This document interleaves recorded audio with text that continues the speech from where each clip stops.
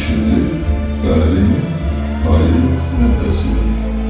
Birazdan sökülecek dam, sönecek yıldızlar, gülecek can. Ben sana bakacağım yere uzaktan, bakacağım üşüyen yanlarından.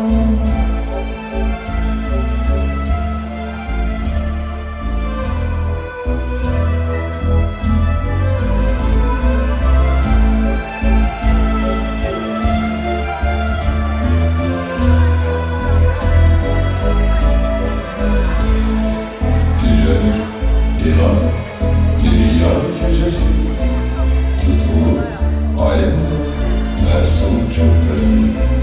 Gözünde tek seni arayan yollar, derdimde tek seni görmen hevesi.